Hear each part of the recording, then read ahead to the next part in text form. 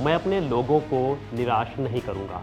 मैं शपथ लेता हूं कि मैं पीएम मोदी के नया कश्मीर नैरेटिव से लड़ूंगा, जो जम्मू कश्मीर में पूरी तरह से नाकाम हो गया है। नरेंद्र मोदी को समझ आया होगा कि उसका नया कश्मीर का नारा, नया कश्मीर का ड्रामा पूरी तरह से फ्लॉप हो चुका है। उसका कोई नया कश्मीर नहीं था, वो जुल्म का कश्मीर था, जबर का कश्मीर था, कहर का कश्मीर था, यूएपीए का कश्मीर था। पीएम मोदी को निशाने पर ले रहे इस शख्स का नाम है इंजीनियर राशिद, जो कि बारामूला सीट से सांसद हैं। जेल से आते ही राशिद जम्मू कश्मीर के चुनाव में छा गए हैं। राशिद को आगामी जम्मू कश्मीर विधानसभा चुनावों के प्रचार के लिए 2 अक्टूबर तक अंतरिम जमानत मिली है और इंजीनियर राशिद ने कश्मीर की सियासी फिजा में गर्माहट पैदा कर दी है। उनकी चुनावी मौजूदगी को लेकर कश्मीर घाटी में मजबूत आधार रखने वाली नेशनल कॉन्फ्रेंस और पीडीपी जैसी प्रमुख पार्टियों की नींद उड़ गई है। दोनों पार्टियों के नेता परेशान हैं। वर्षों से कश्मीर की सियासत की धुरी रही ये पार्टियां आखिर इंजीनियर राशिद से परेशान क्यों हैं? इस वीडियो में जानेंगे इसके पीछे की वजह। नमस्कार, मैं हूं अतुल कुमार और आप देख रहे हैं वन इंडिया हिंदी। पहले बात करेंगे प्रतिबंधित जमात से गठबंधन। पीडीपी और नेशनल कॉन्फ्रेंस की परेशानी के पीछे बड़ी वजह आवामी इत्तेहाद पार्टी एआईपी का जमाते इस्लामी से गठबंधन है। बारामूला के सांसद इंजीनियर राशिद एआईपी के प्रमुख हैं। जमात प्रतिबंधित संगठन है और इसने 1987 के विधानसभा चुनाव के बाद से कोई चुनाव नहीं लड़ा है। जमात ने इस बार घाटी की 7 विधानसभा सीटों पर उम्मीदवार उतारे हैं।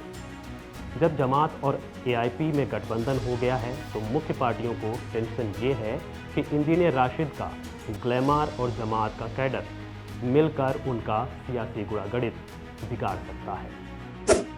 दूसरी कारण है वो है 370 का एजेंडा और सेंटिमेंट। जम्मू कश्मीर को राज्य से केंद्र शासित प्रदेश और विशेष राज्य का दर्जा वापस दिए जाने के बाद ये पहला विधानसभा चुनाव है। जम्मू कश्मीर के विधानसभा चुनाव में इस बार अनुच्छेद 370 और 35A प्रमुख मुद्दा बन चुके हैं।